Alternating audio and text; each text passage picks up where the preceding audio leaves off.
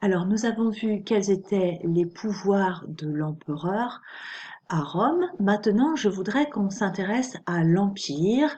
On va découvrir ensemble la période durant laquelle l'Empire romain est en paix et comment il devient prospère, riche. Alors, voici l'Empire au IIe siècle, c'est-à-dire au moment où Hadrien, que vous avez étudié avec moi, est empereur.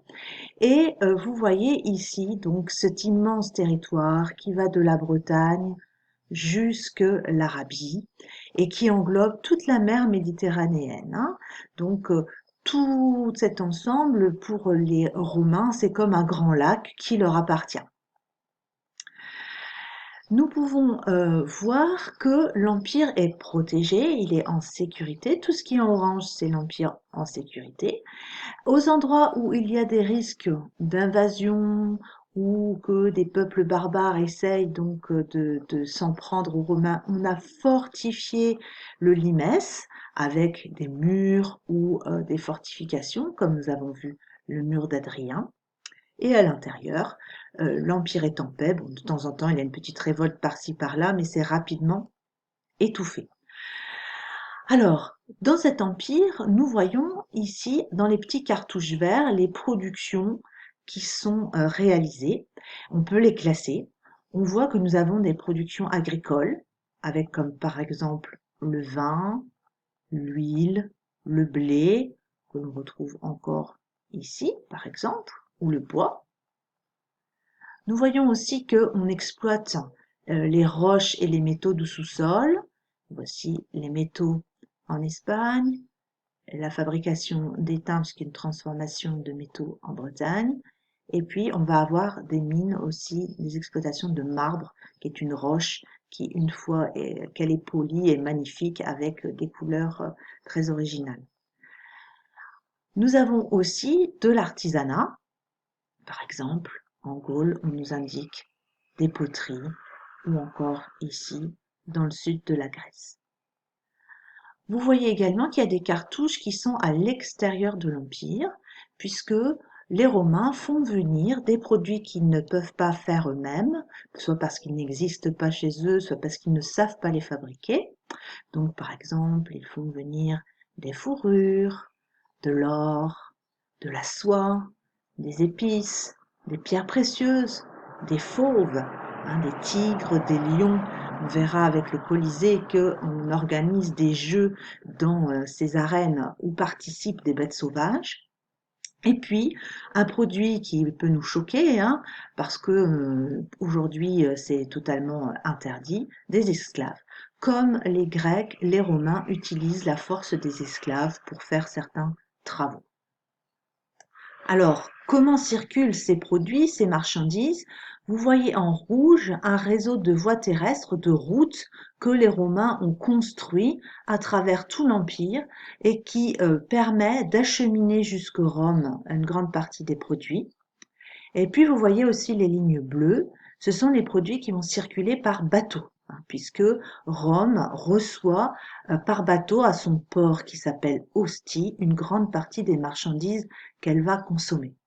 Par exemple, le blé qui vient d'Égypte va remonter donc une route, puis être embarqué sur un bateau à Alexandrie, et en 20 jours à peu près de voyage, il va arriver au port d'Ostie, puis à Rome, où il pourra être vendu, voire distribué, puisque certains empereurs font des distributions gratuites de blé à leur population à certaines occasions. Donc, un empire tranquille, un empire prospère. C'est pour ça que je vous propose ce résumé. L'Empire romain connaît une période de paix et de sécurité qui dure 2 siècles, au 1er et au 2e siècle après Jésus-Christ. Cette sécurité permet le développement des activités économiques, l'agriculture, l'exploitation des mines, l'artisanat et le commerce. Mais comment fait un empereur seul pour diriger un si grand empire? Rappelons-nous, l'empereur, même s'il voyage parfois comme Hadrien, est souvent dans sa capitale à Rome. Or, cet empire qui va, comme je l'ai déjà dit tout à l'heure, de la Bretagne à l'Arabie est immense. Ce sont des milliers de kilomètres. Regardez l'échelle ici. Cette distance équivaut dans la réalité à 600 kilomètres. Donc comment faire pour que lorsque l'empereur donne un ordre à Rome, il soit respecté partout? Alors vous voyez, vous avez des séparations à travers le territoire. Ces séparations forment la limite de territoire qu'on appelle des provinces. Bon, ici, elles se sont de deux couleurs en fonction du moment où elles sont entrées dans l'Empire. Chacune porte un nom, évidemment. Par exemple, la France est à peu près constituée des provinces de Belgique, lyonnaise, Germanie supérieure, narbonnaise et Aquitaine. Donc chaque province va avoir un chef, un gouverneur, qui va s'assurer que tout fonctionne bien en correspondance avec les désirs de l'empereur qui lui est à Rome. Ces gouverneurs sont nommés par l'empereur et le Sénat, et chacun dans sa province va avoir comme rôle de surveiller les cités. Les cités sont des grandes villes, par exemple ici, vont juger les crimes. Ce sont comme des juges qui vont pouvoir donner des peines à des criminels. Et surtout, ils vont collecter, ils vont ramasser les impôts qui sont dus à l'empereur. À l'intérieur de chaque province, les cités, les villes sont dirigées par des magistrats qui sont élus par les citoyens de la cité. Donc, grâce à ce système, eh bien, l'empereur à Rome peut se faire obéir partout dans l'Empire. Nous pourrons noter donc dans le cahier que l'Empire romain est très vaste, il est divisé en de nombreuses provinces, chaque province est gérée par un gouverneur choisi par l'empereur et le Sénat. Ce gouverneur surveille les cités, juge les crimes, je vais rajouter le S, et collecte les impôts. Voilà, j'ai rajouté le S, c'est mieux. Dernière chose sur cette partie, cet empereur, il vit dans une capitale qui est Rome et qui est exceptionnelle par sa taille, ses bâtiments, son organisation. Donc je vais vous demander à la maison de travailler sur les documents qui sont pages 116 et 117 et de répondre aux questions 1, 2, 3 que je vous ai mis ici. Donc vous allez lire un texte d'un empereur qui s'appelle Constance.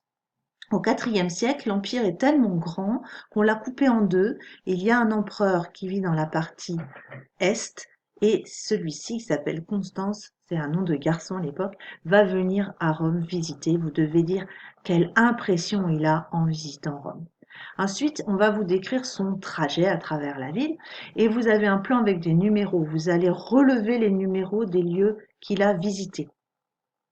Et puis vous aurez quelques exemples de photographies de vestiges de Rome. Vous me direz quels bâtiments les empereurs font-ils construire et pourquoi. Pourquoi font-ils construire tel ou tel bâtiment? En complément, je vous propose une petite vidéo qui vous explique à quoi ressemblait le Colisée, à quoi il servait et qui vous reconstitue quelques-unes des scènes qu'on pouvait y voir lorsqu'on allait donc dans cet amphithéâtre. Voilà, c'est tout pour aujourd'hui. Je vous retrouve pour la suite. À la prochaine fois.